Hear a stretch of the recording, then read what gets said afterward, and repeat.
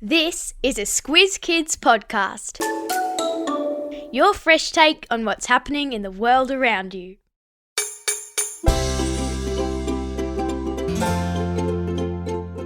She's been around since 1959, she's shorter than a 30-centimetre ruler, and her movie is the highest grossing film of 2023.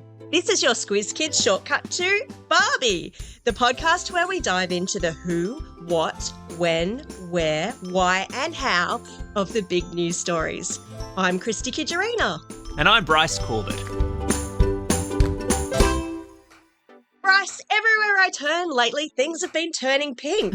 Yep. And I don't have some weird eye condition.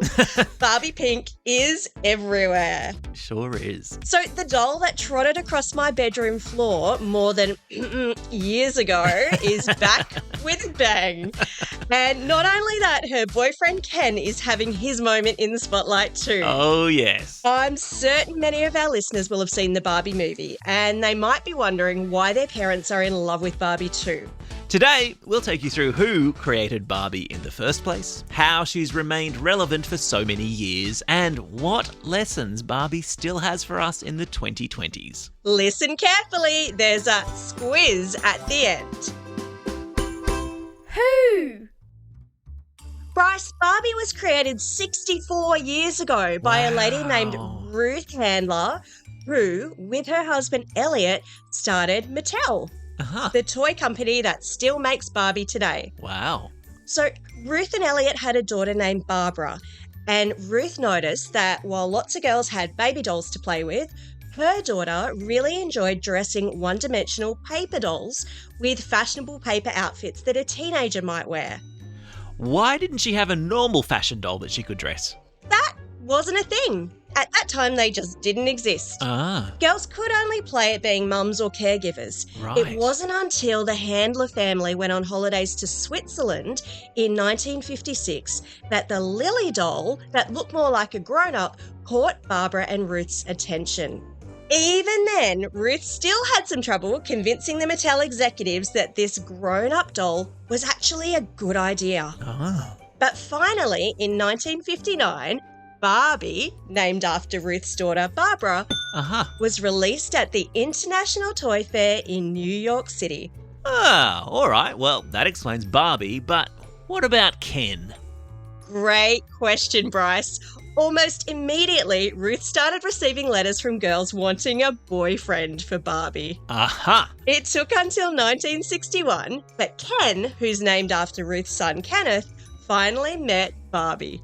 Now, I heard that they met on the set of a TV commercial. Ken apparently was looking very handsome in a tuxedo at the time. That's absolutely right. And 1 year later, Barbie got her first dream house. It was made of cardboard at the time, but a girl's got to start somewhere. Well, that's all well and good, but how has Barbie managed to stick around for so many years? How? When Ruth Handler created Barbie, she had the idea that, quote, through the doll, the little girl could be anything she wanted to be. So Barbie always represented the fact that a woman had choices. And so Barbie took on a leading role in modelling jobs that women could aspire to as society evolved. That makes sense now and explains why Barbie has had more than 250 different careers. Yeah, she is one busy lady. She sure is. In her first 10 years, Barbie was a flight attendant, a nurse, a ballerina, tennis player, and even an astronaut. Wow. Later, she became a surgeon, a business executive, she joined all of the armed forces, and she's even run for president multiple times. Oh my goodness, Barbie would make a brilliant president. Wouldn't she? And it's not only her jobs that have helped Barbie remain a popular toy with kids and parents over the years. Barbie has been an ambassador for diversity. In a time when racism was sadly pretty common, Barbie had friends of all different ethnicities. In 1980, Barbies from more than 40 different countries hit the stores. Even with all of this innovation, sales of Barbie dolls nevertheless dropped off in the early 2000s. People had started to see Barbie as too perfect and materialistic. She wasn't reflective of what real life is like. Yep. Plus, kids were really crazy about Bratz and Disney's Frozen movies and merchandise. That's true, Bryce. The traditional Barbie's blonde-haired, blue-eyed, long-legged figure is not at all realistic. And setting her up as the ideal for young girls was found to be damaging to their self-esteem. Yeah. Did you know scientists discovered that girls actually felt less capable after playing with Barbie than they did with Mrs. Potato Head? Wow. Parents no longer felt comfortable giving a Barbie doll as a birthday party gift. So the people at Mattel went back to the drawing board, and in 2015, Barbie started to roll off the production line with 100 different skin tones, different hair textures, eye colours, and 4 different, more realistic body shapes. She could even wear flat shoes. Whoa! And the new Barbies also had physical challenges, which reflected the kids playing with her. She might use a wheelchair or a hearing aid, have colourful prosthetic limbs, or Down syndrome. Wow. All of which is very interesting, Christy, but what about Ken? Bryce, you seem a bit fixated on Ken. I am. Okay. Well, at first, Ken had moulded plastic hair. But in 1973, Mod Hair Ken was released with shoulder-length hair that had proper roots. Nice. You could even accessorize Ken with a moustache, a beard, or sideburns. Oh, cool. It was a 70s thing. Then there was Malibu Ken, African American Ken with a great afro hairstyle, Nice. and shaven style Ken, who is a modern 90s man in blue jeans and a white t-shirt. Ah, yes. Ken finally became his own man for a little while there when he and Barbie broke up in 2004, but happily they reunited on Valentine's Day 2011. Aww. I know, lovely. So Barbie and Ken have changed with the times, but what has pushed Barbie to the top of the toy status in 2023, Christy?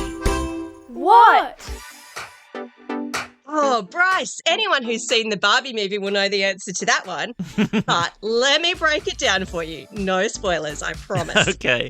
So Barbie is a doll, and every day in Barbie Land is a perfect day, as it should be. Except that's not how things are out here in the real world. No. So for Barbie to continue to remain relevant, the creators of the movie needed for Barbie to know that there's still a lot of work to do out here in our real world around equal rights for women. And actually, maybe being perfect isn't all it's cracked up to be. I certainly wouldn't want to walk on my toes 24/7. Me neither. Imagine the cramps. Well, whatever the movie makers have done, it seems to have hit a nerve because the Barbie movie recently became the highest grossing movie of the year, overtaking Super Mario Bros. It's now Warner Bros.' highest grossing movie of all time. Wow. Beating out Harry Potter and the Deathly Hallows, which is quite remarkable.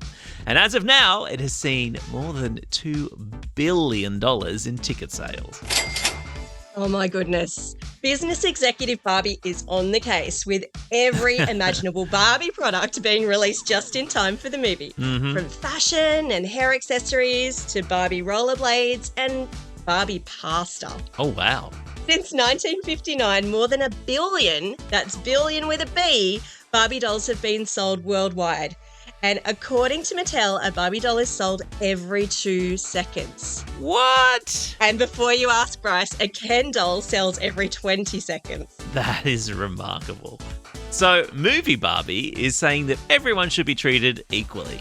Every woman is Barbie and every man is Ken, no matter their colour, size or shape. Exactly. And that you can be a superhero in high heels or flats. Whatever you choose. You are enough. Time for the quiz. This is the part of the podcast where you get to test how well you've been listening. Question number 1. In which year was the Barbie doll first released at the International Toy Fair in New York? The year was, and well done if you got this one, 1959. Question number 2. Where did Barbie and Ken first meet? some work if you said on the set of a TV commercial. Question number 3. Which movie did the Barbie movie overtake to be the top grossing movie of 2023? Yeah, that's right. It overtook the Super Mario Brothers movie. That's all we have time for today. Thanks for joining us as we explored the who, what, how, where, when, and why of Barbie. And teachers, don't forget to join Squiz Kids Classroom because you can access classroom resources tied to this podcast in the Squiz Kids Classroom section of our website. Now get out there and have a most barbalicious day. Over and out.